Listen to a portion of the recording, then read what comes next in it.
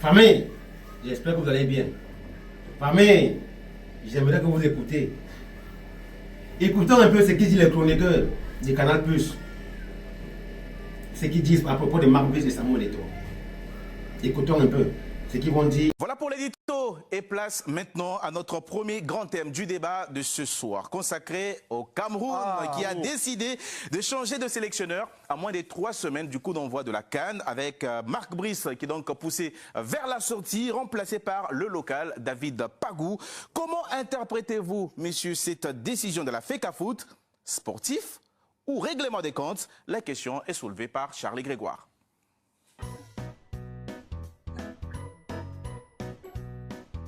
Samuel Eto'o n'a pas de temps à perdre. 3 jours après sa réélection à la tête de la FECAFOOT, il change déjà de sélectionneur. D'un communiqué sec, il renvoie Marc Brice. Le choix est radical, mais pas illogique. Un jeu peu convaincant, des résultats irréguliers et surtout l'élimination pour la Coupe du Monde face à la RDC. À 3 semaines de la CAN, Eto'o veut casser la dynamique. Dans un groupe de la mort avec le Gabon et la Côte d'Ivoire, les Lions avaient besoin d'un électrochoc. La thèse du choix sportif tient la route, mais difficile d'oublier le climat pesant autour de la sélection. Tensions publiques, désaccords sur les listes, réunions qui virent au clash. Depuis des mois, le fossé se creuse. Nommé par le ministère des Sports, Brice n'a jamais été l'homme d'Eto'o. Le Belge symbolise le bras de fer État-Fédération. À 3 semaines de la CAN, changer de sélectionneur est un pari risqué. Ce choix va-t-il relancer les Lions? Va-t-il au contraire plonger un peu plus le Cameroun dans la crise? Brice évincé, choix sportif ou règlement de compte? La question est clairement posée. Quel est votre point de vue là-dessus, Nabil? Pour moi, c'est le FC règlement de compte. Je dis clairement, enfin c'est mon opinion, je dis clairement les choses. On peut licencier les entraîneurs, on ne peut pas licencier les joueurs, on peut les écarter.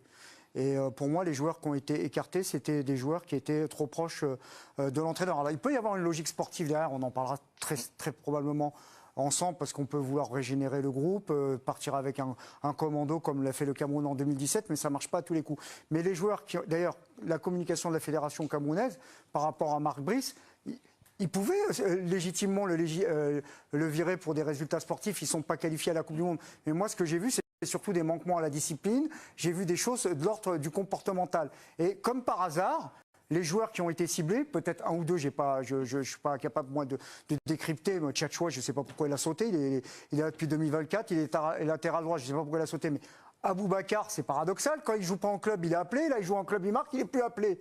Onana, bon, c'est très bien le passif qu'il a eu avec la sélection du Cameroun ces derniers temps. Donc les joueurs qui ont été ciblés, pour moi, enfin les joueurs qui sont écartés, c'est des joueurs qui ont été considérés comme étant des joueurs pro-Brice. Donc pour moi, oui, derrière, il y a une logique politique, pas que sportive. C'est vrai que c'est la première grande décision de Samuel Eto'o après sa réélection. Il y a non seulement l'éviction de Marc Brice, mais aussi la mise à l'écart de plusieurs cadres de l'équipe. Est-ce que ces décisions s'imposaient sportivement? Non, sportivement, non. Je pense qu'ils ont encore beaucoup à... Enfin, ça ne dépend que de, ça ne dépend que de moi. Ce que je veux dire, je pense qu'ils ont encore beaucoup à donner au Cameroun. C'est vrai qu'ils sont plus proches de la sortie que du début. Mais je pense que, comme Nabil, c'est une décision que je ne comprends pas trop parce que c'est des joueurs qui ont de l'expérience sur le plan africain, qui sont quasiment titulaires chacun dans leur club. Même s'il faut régénérer, je suis d'accord avec vous, qu'il faut un nouveau souffle à cette équipe nationale. Mais je pense qu'ils avaient encore beaucoup à donner, de tenir la main de ces jeunes-là qui entrent en sélection et de leur montrer un peu comment ça se passe, que ce soit en Coupe d'Afrique, comment les codes de l'équipe nationale, etc. Je pense par exemple à Michael Gadeux qui fait de très bonnes choses quand on fait toujours appel à lui. Aboubacar également qui, comme il disait Nabil, quand il n'avait pas de club, il était là. Ça faisait débat. Ouais. Et aujourd'hui qu'il a un club, on ne l'appelle pas. Donc je ne comprends pas trop pourquoi cette décision. En tout cas, le nouveau sélectionneur, David Pagou, a motivé ses décisions par la volonté de marquer une rupture et d'échanger l'état d'esprit. Regardez d'ailleurs, il a dit ce sont des bons footballeurs, des joueurs matures. Je les connais personnellement. Un entraîneur doit faire des choix. Pour choisir, il faut éliminer. On a voulu faire autrement. Ce sont des bons joueurs, mais on a jeté notre dévolu sur d'autres pour qu'il y ait un autre. Les bons joueurs sont toujours appelés. il insiste sur l'état d'esprit. Est-ce que vous comprenez ça? Mais ce qu'il faut dire avant la genèse, c'est que David Pagou était dans le staff du Cameroun. Il avait été imposé par Samuel Eto'o. David Pagou, il était dans le staff. Oui, il était dans le staff déjà. Donc, lui, ce qu'il peut juger, et je suis d'accord avec Aurélien, au niveau des joueurs, il n'y a pas de souci. Staff parallèle, hein. Ouais, le staff parallèle, mais il était là. Non, mais Parce que c'était pas le staff de oui, non, mais le staff parallèle, mais il était à l'intérieur. Il était à l'intérieur. Voilà, il savait ce qui se passait au niveau d'état d'esprit, au niveau de la discipline, au niveau des leaders positifs ou leaders négatifs. Et c'est en fonction de ça que lui a pris sa décision.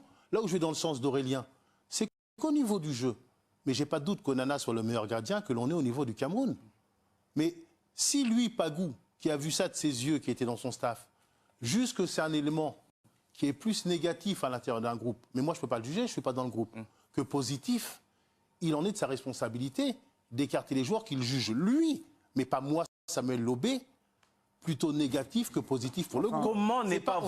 Comment Samuel n'est pas voir la main d'Eto'o là-dessus, sachant que ces joueurs ont tenu tête à Samuel Eto'o. Tout le monde au Cameroun connaît ça. Je vous dis ce qui s'est passé aussi, mais je l'avais dit auparavant. À Talent d'Afrique, on avait reçu Franck Magri. Vous vous souvenez? Ouais. Et moi, ce qui m'avait surpris, c'est quand l'entraîneur avait dit nous, on ne veut pas d'Eto'o dans le vestiaire. Mais je l'avais dit publiquement. Donc je manque. Et ce que je n'avais pas compris, j'avais dit à Magri, mais que lui, l'entraîneur, ne veuille pas d'Eto'o dans le vestiaire. Déjà, c'est une outrance que je ne comprends pas. Mais pourquoi il met les joueurs, ils ne veulent pas d'Eto'o? J'ai demandé à Magri, mais est-ce que tu as un problème avec Eto'o? Il m'a dit, je n'ai pas de problème, moi, avec Eto'o. Donc peut-être que d'autres joueurs, malencontreusement ou malheureusement, sont rentrés dans ce conflit, la tête en avant, les mains en avant, et que c'est pour ça qu'aujourd'hui, ils ne sont plus là. Mais est-ce que c'est une décision qui va dans le sens, dans l'intérêt national, ou c'est plus un règlement des comptes, justement? Non, mais c'est une reprise en main. C'est une reprise en main de la sélection par Samuel Eto'o. Il a été dépossédé en partie pour des raisons qu'on a souvent ici évoquées. Donc c'est un acte d'autorité. Il reprend les choses. Il fait un choix. Nous, on le commente. Ensuite, c'est le terrain qui va. Si ça se passe bien à la CAN, avec tout le monde va dire Eto'o, il a agi en patron, il a été clair. Marc Brice n'est pas exemple de tout repos. Voilà. C'est perdu dans une guerre. Il n'avait pas lieu. Quand vous êtes entraîneur, c'est le technique qui vous importe. C'est pas les interviews, on n'a pas peur d'Eto'o. C'est pas tu n'as jamais fait rien de ta vie. Non. Je me souviens encore le dernier épisode, on lui a demandé de venir faire la liste au Cameroun avec les sponsors de la fédération. Il a refusé. Donc il n'a pas respecté. Et la fédération, il n'a pas respecté les codes du Cameroun. Et surtout, je vais vous donner la parole, surtout que Samuel Eto'o a attendu le moment où il est le plus fragile. Le moment où il n'a plus des résultats pour justement... il a été réélu. Regardez d'ailleurs... Écoutez surtout ce point de vue d'un supporter camerounais. Justement, on a reçu beaucoup de vos messages. On en a choisi un. Regardez. Salut les grandes bouches, ici Patrick, fier représentant du continent. J'aimerais juste rappeler deux choses concernant le licenciement de Marc Brice. La première, c'est que mathématiquement, c'est un incompétent. Il a moins de 30% de victoires sur l'ensemble de sa carrière, sans le moins de trophées remportés. Deuxièmement, il n'est pas expérimenté parce que tu ne viens pas coacher une équipe comme les Lions Indomptables quand tu n'as jamais coaché une équipe en Afrique avant. Donc quand tu es incompétent et inexpérimenté, si tu viens coacher une équipe comme le Cameroun, respecte au moins les gens. Tu ne peux pas insulter Rigobert Song, tu ne peux pas insulter Samuel Eto'o qui en plus s'est excusé publiquement après l'altercation que vous avez eue. Donc quand humainement tu as un problème, footballistiquement tu as un problème, c'est normal que tu dégages. Il n'y a pas d'histoire de règlement de compte. Peut-être que sur le plateau vous avez d'autres avis, mais mon avis c'est celui-là. Il devait partir et là on donne la chance à la jeunesse avec des joueurs qui ont faim. C'est avec cette même famine, ce même Hemley qu'on a gagné en 2017. Je pense que c'est une bonne chose. Mais à vous de voir. Voilà. il est bon. Incroyable. Il est bon. Qu'est-ce que vous avez à dire contre ça? Non, pas contre, mais on va dire que voilà, il y a des choses, en tout cas dans ce qu'il vient de décrire, dans lesquelles je le rejoins. Je pense que c'est un petit peu des deux. C'est sportif et en même temps un règlement de compte.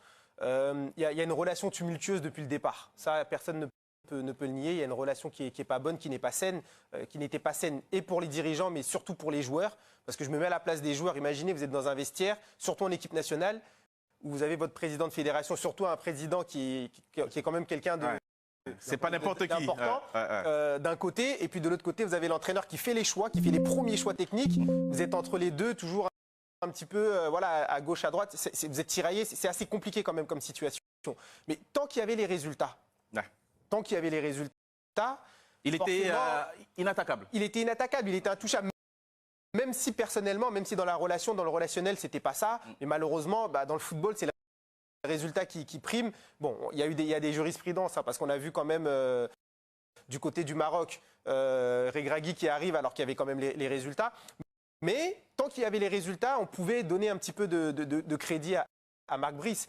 Mais là, malheureusement, il y a eu cette élimination déjà à la Coupe du Monde, le fait de se faire passer devant par le Cap-Vert, l'élimination ensuite contre la RDC.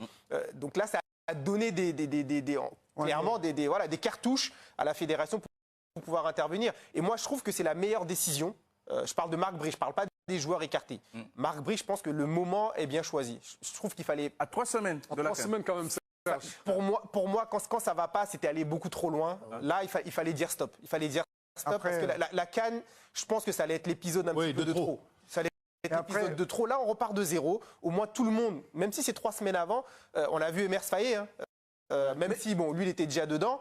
On a vu ce qui s'est passé. Vous savez que Samuel Eto'o s'est déjà retrouvé dans cette situation, donc en position de force, après sa première élection, quand il avait refusé la reconduction de Tony Conceição pour imposer Rigobert Song.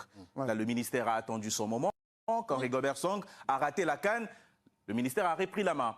Là, ça fait 2-1 pour Samuel Eto'o. Est-ce que ça veut dire que le ministère attend le moment où David Pagou va peut-être se louper à la CAN? Mais Charles, ce que je retiens dans tout ça, c'est que toute cette guerre, en fait, il n'y a que le peuple camerounais qui est en train de perdre. C'est le football qui est en train de perdre. Que ce soit le ministère ou la fédération, chacun doit prendre ses responsabilités. Aujourd'hui, le football ne sort pas gagnant, en fait. On a perdu du temps dans cette guerre. Qui est en train de continuer? Qui est en train de continuer? Mais c'est le football qui est en train de perdre. Mais c'est l'histoire de votre football aussi, hein, ça fait... Ouais, c'est l'histoire de notre... Bizarrement, comme je disais tout à l'heure, c'est peut-être quand le Cameroun est dans ce genre de situation qui se relèvent. Donc attention aux Ivoiriens, aux Gabonais. Par contre, comme il disait Nabil, il ne faut pas qu'on se retrouve dans ces situations en comptant dessus chaque fois. Sinon, après, on passe des générations, il y a des trucs... C'est pas normal dans un pays comme le Cameroun, quand même. Il y a beaucoup de talents camerounais en Europe aujourd'hui qui ont peur de venir en sélection par rapport à ce genre de situation. Ah oui, ça, par contre, le Cameroun a perdu de son attractivité quand vous voyez le Sénégal. Le RDC, en ce moment, à 17 ans. RDC. Un vrai, d'après, on le salue d'abord. Maman Nyang m'a dit que ce petit Mbaye était un vrai phénomène. 17 ans, il choisit de venir en sélection nationale la RDC aussi devient attractive. Le Maroc aussi, l'Algérie a réussi aussi à attraper des très bons joueurs. Mais aujourd'hui, qu'est-ce que se disent les joueurs les uns les autres par rapport au Cameroun quand ils en parlent parce qu'ils se rendent compte? Voilà, donc moi, effectivement, je suis... voilà, ça me fait mal de voir que le Cameroun n'est pas qualifié pour le prochain mondial. Mais je pense, comme Serge, qu'il fallait prendre une décision. 3 semaines, ceux qui vont être là vont avoir le temps de travailler. La décision sur les joueurs, parce qu'il ne faut pas oublier ça.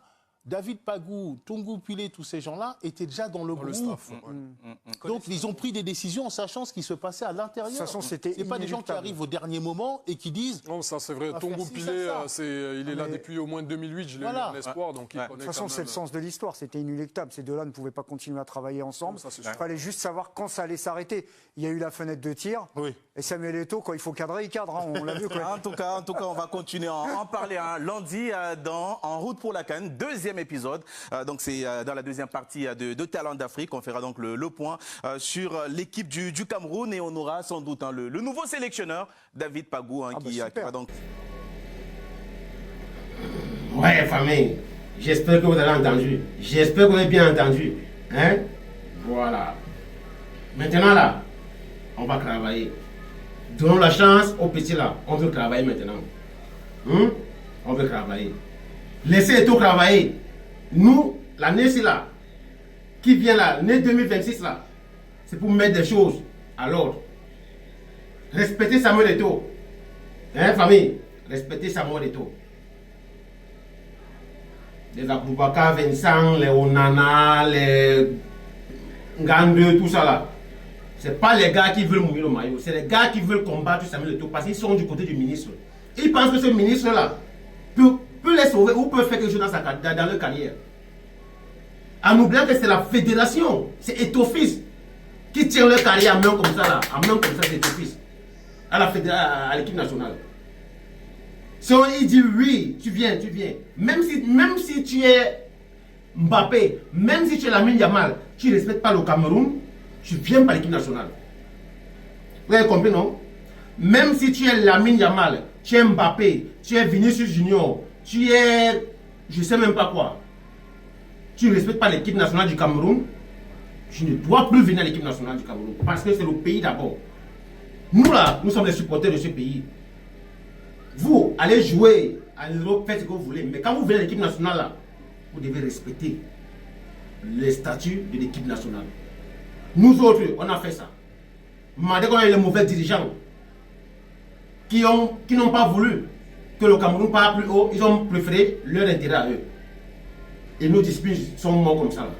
Mais le peu qui nous reste comme le football là, il ne faut pas voir ça se salir les gars. Non. Non. Respectons le Cameroun. On n'a pas de problème, hein. On n'a pas de problème. Demain, on peut vous rappeler. Mais revenez sur terre, les gars. Revenez sur terre. Est-ce que vous avez compris? Revenez sur terre. C'est ce qu'on demande. Le pays d'abord. Le pays d'abord. Le reste là, on s'en fout. D'accord? Samuel Eto'o. On y va, les gars. Allons à la Coupe d'Afrique. Allons à la Coupe d'Afrique. Ça, c'est pour nous la laisser.